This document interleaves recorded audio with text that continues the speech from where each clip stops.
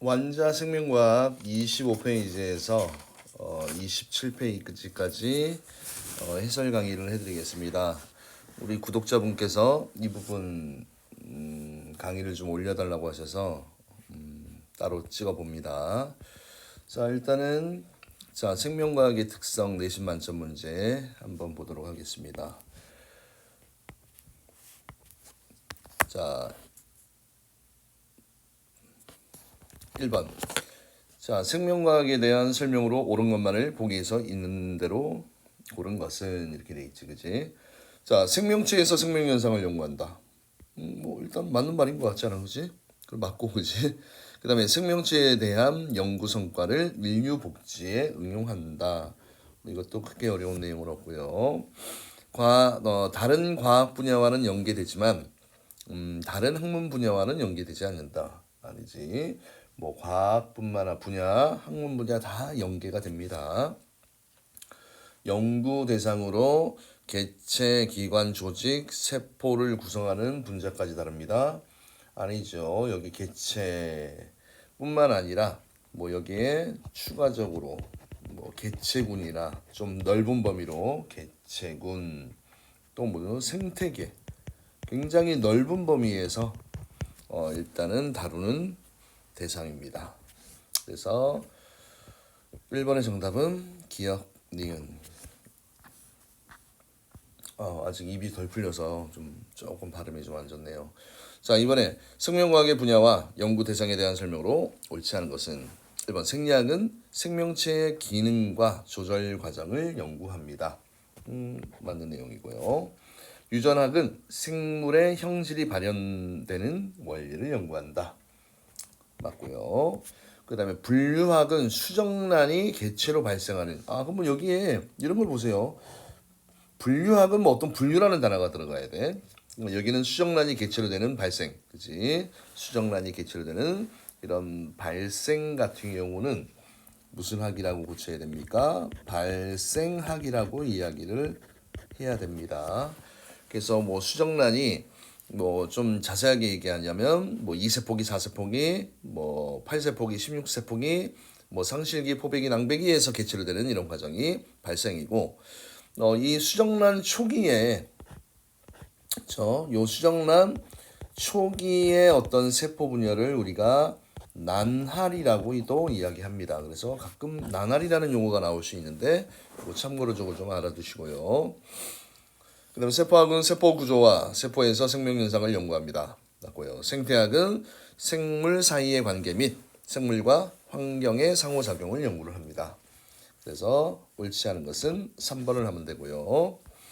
3번 생명과학의 연구 성과가 다른 학문 분야와 연계되는 사례로 옳은 것을 보기 위해서 못 옳은 것은 초음파를 이용해서 그치? 초음파를 이용하면 초음파는 어떤 장애물을 만나면 다시 되돌아오잖아, 그렇지? 그래서 초음파를 이용하여 사냥하는 박쥐의 행동 연구에 전파 연구가 연계된다. 그렇죠? 맞습니다. 그 다음에 세포 연구의 핵심적인 전자현미경 개발에는 광학과, 그지? 빛 이용하는 거지. 양자역학과 같은 물리학도 적용이 됩니다. 그 다음에 사람의 유전체 염기 서열과 유전자 정보 분석에는 컴퓨터를 이용한 정보 처리 기술이 활용이 됩니다. 그렇죠? 워낙 방대한 분량의 자료가 있기 때문에 컴퓨터를 이용하면 조금 더 빠르고 정확하게 할 수 있죠. 정답은 5번입니다. 그 다음에 4번에 그림은 생명과학 특성에 대한 학생 A, B, C의 설명입니다. 자, 옳은 학생 묻는 거지, 그지? 생명과학은 생명의 본질을 밝히는 것만을 목적으로 하는 순수과학이다. 자, 이렇게 하는 것만을, 그지? 아니지. 폭넓잖아, 일단은. 범위가 방대합니다. 그래서 학생 A 틀렸고, 생명과학에서 비생물적 요인은 연구 대상에 해당하지 않습니다. 아니, 대상이 되지, 그지? 그 다음에 생명과학은 화학, 물리학, 정보학 등과 밀접하게 연계되어 있습니다. 맞는 내용이죠. 그래서 정답은 2번이 됩니다. 자, 그 다음에 다음은 두 가지 탐구 방법 가와 나 과정을 나타낸 것이다. 자, 탐구 방법은 큰 틀을 기억하세요. 귀납적 탐구 방법과 연역적 탐구 방법이 있습니다. 그래서 자연현상 관찰, 관찰 주제 선정, 관찰 방법과 절차 고안, 관찰 수행, 결과 해석 및 결론 노출. 이거는 무슨 탐구 방법입니까? 귀납적 탐구 방법이고, 그 다음에 밑에 있는 거는 연역적 탐구 방법이지, 그지? 그래서 과학의 탐구에서 제일 중요한 게 이 가설 설정 유무가 있느냐에 따라서 우리가 귀납이다, 연역이다, 그지? 이런 거를 구분할 수 있습니다. 그래서 가는 귀납적 틀렸지, 그지? 연역적 틀렸고요. 그 다음에 나에서 대조 실험을 하는 과정이 필요합니다. 왜? 이 대조 실험을 통해서 그치? 이 실험의 타당성을 증명을 하는 거지.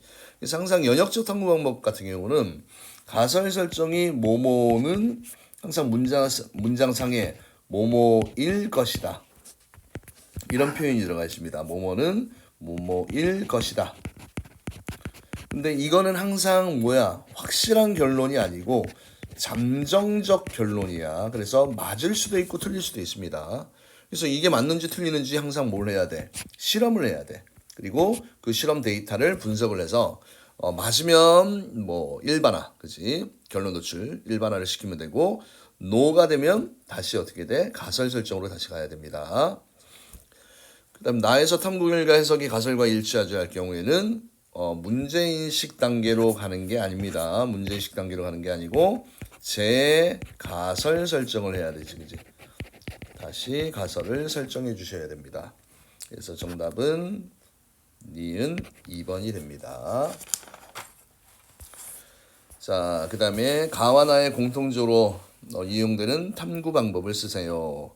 자, 슐라이덴과 슈바는 여러 과학자들이 현미경으로 생물 표범을 관찰하여 얻은 결과를 종합하여서, 그지? 관찰한 결과를 종합하여서, 그치? 결과를 딱 내는 거잖아, 그지? 또 카로는 가젤 영양의 뜀뛰기 행동을 면밀히 관찰한 후에 가젤 영양은 포식자가 나타나면 엉덩이를 치켜드는 뜀뛰기 행동을 한다라는 관찰을 통해서 결론을 내린 거잖아, 그지? 그래서 이런 같은 경우 가설 설정 단계가 없죠. 그래서 이걸 우리가 뭐라고 하냐면 귀납적 탐구 방법이다라고 얘기합니다. 탐구 방법이다. 이렇게 이야기를 합니다. 그 다음에 7번 다음은 세균 A가 우유를 상하게 하는지 알아보기 위해 실시한 과정을 순서 없이 나타낸 것입니다.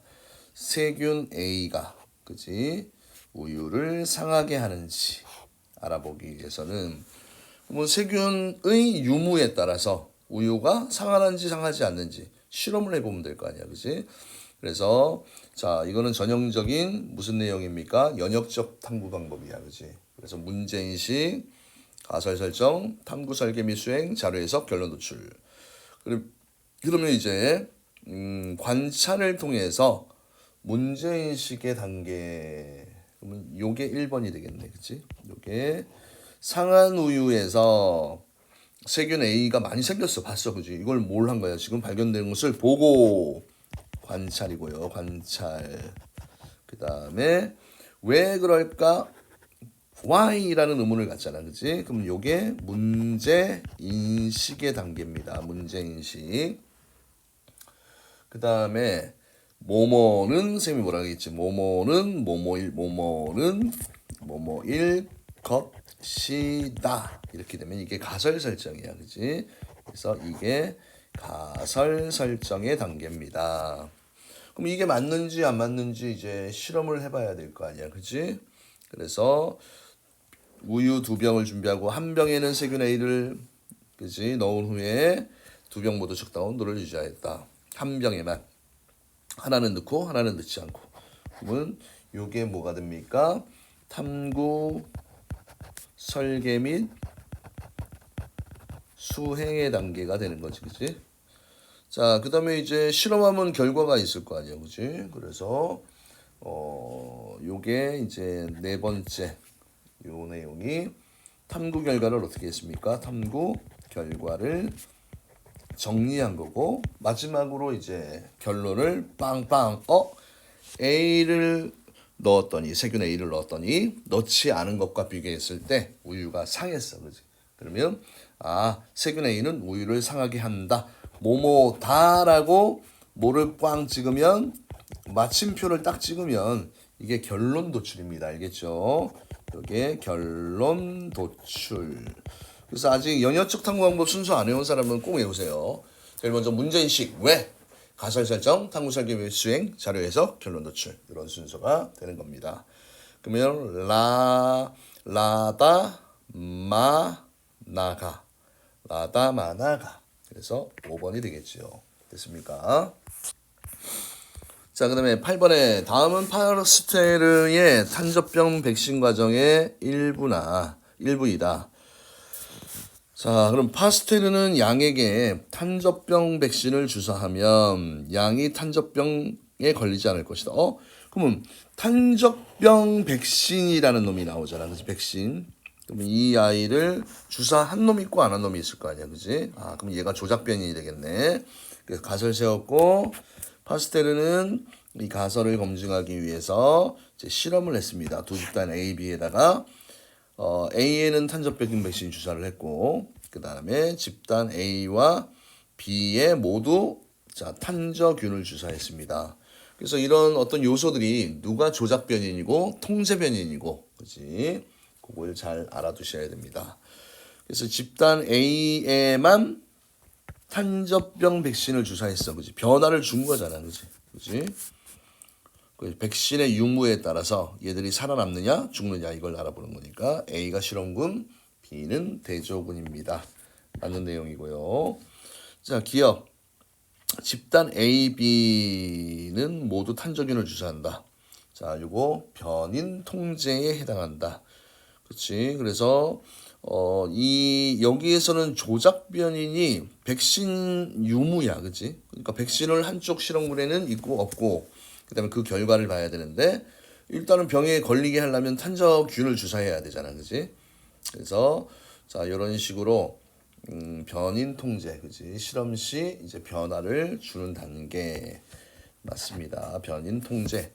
변인 통제라는 거는 뭡니까? 행위야, 행위고 반대로 이제 통제 변인이라는 건 뭡니까? 변인이라는 건 이제 어떤 요소야, 알겠죠? 그거 구분하시고 그 다음에 조작 변인은 탄저병 발생 여부이다. 탄저병이 생겼다, 생기지 않았다, 그지?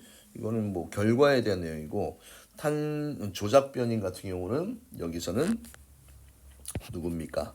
조작 변인은 백신을 주사했냐 하지 않았나, 그지? 백신 주사 여부입니다. 그래서 맞는 것은 기억, 니은을 하면 됩니다. 자, 그 다음에 9번 문제. 자, 다음은 어떤 학생이 수행한 탐구 과정의 일부이다. 콩에는 오줌 속에 요소를 분해하는 물질이 있을 것이라고 생각하였다. 자, 비커 1과 2에 표와 같이 물질을 넣은 후, BTB 용액이 나오네요. BTB 용액. 항상 증류수가 들어가 있는 이 부분은 이제 실험의 타당성을 높이기 위한 비교 집단이야. 대조군이지. 아무것도 처리 안 했다라고 생각하시면 됩니다. 여기에는 이제 생콩즙을 넣어버렸네. 됐습니까? 그래서 생콩즙이 또 무슨 역할을 하겠네요. 그러면 지금 일정 시간 간격으로 1과 2에 들어있는 색깔 변화를 관찰을 하였다. BTB 용액 색깔 변화 어떻게 외우라고 그랬습니까? 노초파라고 얘기했잖아, 그지? 노란색은 산성일 때, 초록색은 중성일 때, 파란색은 염기성일 때. 그래서 우리가 또 뭘 이미 결론적으로 알고 있냐면 이 생콩즙 안에는 유레이스라는 효소가 있다라고 얘기했잖아, 그지? 그래서 이 생콩즙의 유레이스는 오줌 속에 있는 그지 요소를 분해해서 암모니아를 만든다라고 얘기했잖아. 그래서 이거는 일단은 실험 자체가 연역적 탐구 방법 맞는 내용이죠. 그다음 나에서 대조 실험을 수행하였습니다. 맞고. 그다음에 가설이 옳다면 다에서 비커 1에 들어있는 용액의 색깔이 변할 것이다. 아니지. 어디에서 색깔이 변합니까? 2에 들어있는, 그치? 아까도 얘기했듯이 이 생콩, 콩에는 오줌 속 요소를 분해하는 물질이 있을 것이다. 이렇게 생각했으니까 변화가 있어야 되잖아, 그치? 그래서 생콩즙 변화 있는 요 내용입니다. 색깔이 1이 아니고 2 실험에서 틀렸지, 그치? 정답은 기억, 니은을 하면 되고요. 그렇게 기본 개념만 잘 좀 암기하고 있고 복습하면 그렇게 어렵진 않은 것 같아요. 자, 그 다음에 요 문제. 소화효소 X가, 그치? 녹말을 분해하는지 안 하는지, 그치? 뭐 소화효소 X가 있냐 없냐, 이게 조작 변인에 대한 내용입니다. 겠죠? 자, 그래서 같은 양의 녹말 용액에 들어있는 시험관 1과 2를 준비한 후에 표와 같이 처리하였습니다.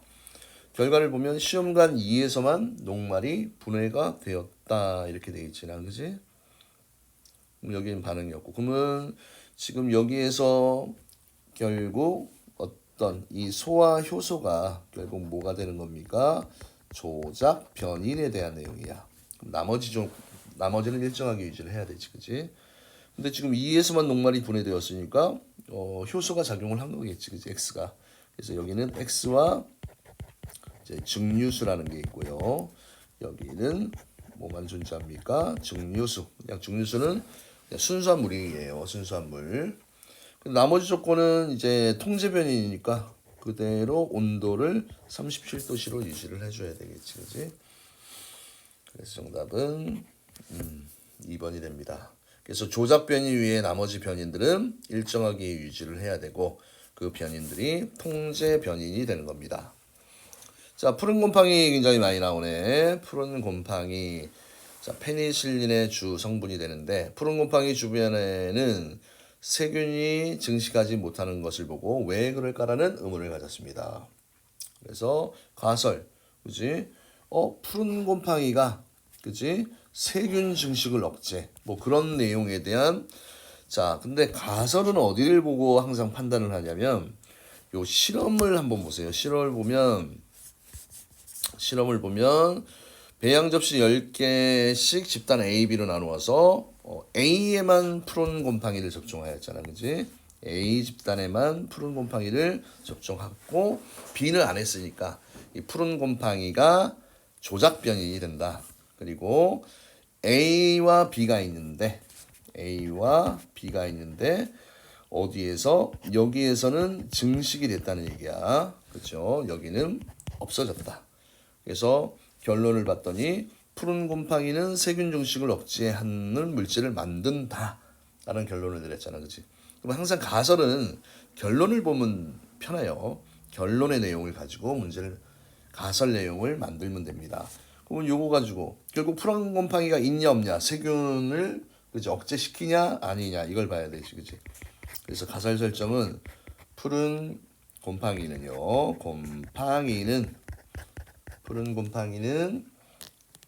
세균 증식을 어떻게 한다? 억제하는 물질을 어떻게 한다? 물질을 만들 것이다. 그래서 항상 표현할 때 가설은 있잖아. 뭐뭐는 뭐뭐일 것이다라는 이런 의미를 포함하면서 문장을 만들어야 됩니다. 만든다 이러면 안 돼, 그치? 그래서 항상 여기에는, 그쵸, 어떤 조작 변인에 대한 단어도 들어가야 되고, 그 다음에 어떤 결과에 대한 내용도, 그치, 잠정적 결론을 내려버리는 거지, 그치? 자, 그 다음에 A와 B 중에서 실험군과 대조군은 어느 것에 해당하는 것입니까? 실험군은 조작 시 변화를 주는 거잖아, 그치? 그래서 여기서 변화를 줬던 게 누구야? A의 푸른 곰팡이를 접종했다라고 되어 있으니까 실험군은 A고, 그래서 실험의 타당성을 높이기 위해서 아무것도 처리 않고 넣어주는 대조군은 B가 됩니다. 그 다음에 이 탐구에서 조작 변인은 무조건 이제 뭐가 됩니까? 조작 변인은 푸른 곰팡이가 나오잖아, 그지? 그래서 조작 변인은 푸른 곰팡이 뭐 주입 여부 또는 접종 여부 뭐 이렇게 하면 되지, 그지?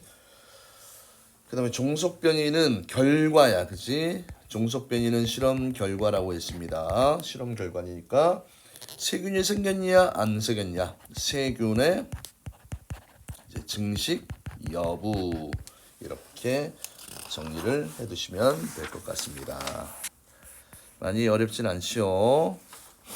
자, 그 다음에 이제 실력 업 문제 한번 볼게요. 이런 거는 이제 이 실험 내용을 좀 이해를 잘해야 돼. 초식동물종 A와 그치? 초식동물종 A와 식물종 P의 상호작용에 대한 이제 탐구에 대한 내용입니다. 자, P가 사는 지역에 A가 유입이 된 후에 P의 가지의 수가 많아지는 것을 A가 유입이 됐는데 P의 가시수가 많아졌어, 그지? 들어오니까 많아졌네. 그 다음에 A가 P를 뜯어 먹으면 P의 가시의 수가 많아질 것이라고 생각을 했습니다. 그렇지? 그 다음에 같은 지역에 서식하는 P, 요것도 집단으로 나눈 거지, 그치? 맞는지 안 맞는지, 그치? 그래서 가가 이제 가설 설정, 이제 탐구 설계 및 수행. 그래서 일정 시간이 지난 후 P의 가시의 수는 1에서, 그치? 1에서. 그 다음에 2에서보다 많았다. 풀을 많이 뜯어 먹었다는 얘기네. 그 다음에 1과 2는 기억과 니은을 순서 없이 나타낸 것이다. 그래서 결론을 보세요. A가 P를 뜯어 먹으면 P의 가시수가 많아진다는 결론을 내렸습니다. 그러면 여기에서 지금 이 문제의 포인트는 어디를 잡아야 됩니까? 기억에서만 A의 접근을 차단했고, 그죠? 그러면 B는 A가 어떻게 돼? 접근을 했다는 얘기야, 그지? 그래서 A가 접근을 해서 풀을 뜯어 먹어야 가시가 많이 생겼잖아, 그지? 맞습니까? 그러면 지금 이렇게 그 다음에 가시의 수가 1에서가 2에서보다 많았다, 이렇게 돼 있잖아, 그치? 1에서가 2에서보다 많았다. 그러면 가시의 수가 많은 게 A가 접근한 거 아니야, 그죠? 맞습니까? 그러면 누가 되는 겁니까?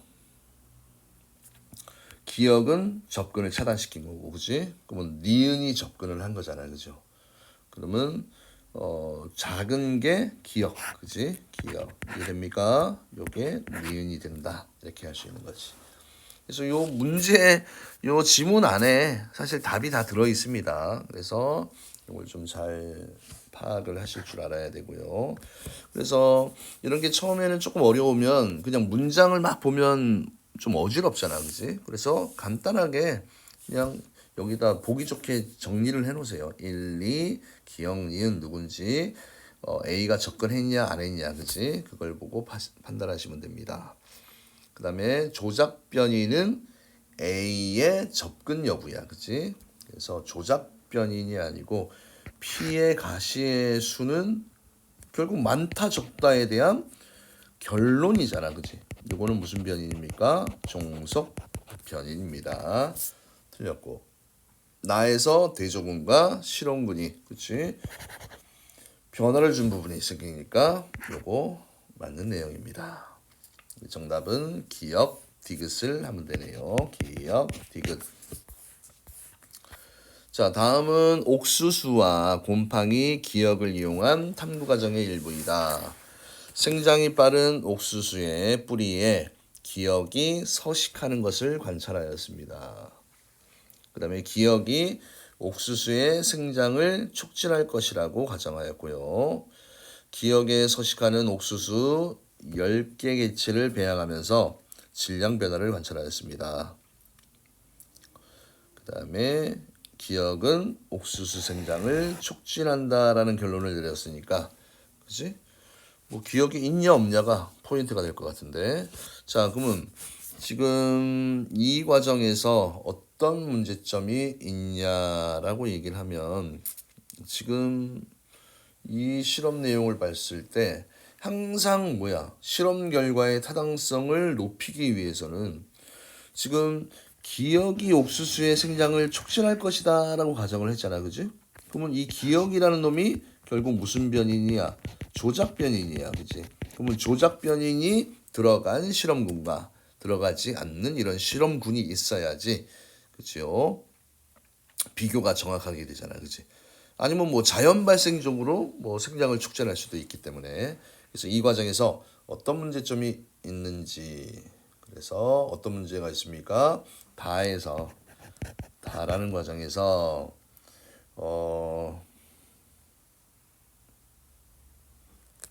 뭐가 왔습니까? 실험군과 비교할 대조군이 없다라는 거지. 대조군이 없다. 그래서 항상 요 대조군은요, 실험 결과의 타당성을 높이기 위해서 필요한 값이야. 요 대조군은 언제 필요하다? 실험 결과에, 이런 문장을 좀 외워두세요. 실험 결과의 타당성을 어떻게 하기 위해서? 높이기 위해서.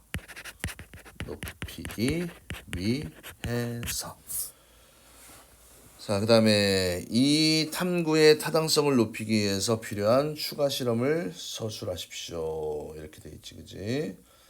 그러면 일단은 대조군은, 자, 조작 변인이 기억이 있고 없고잖아, 그지? 그러면 어떻게 해야 됩니까?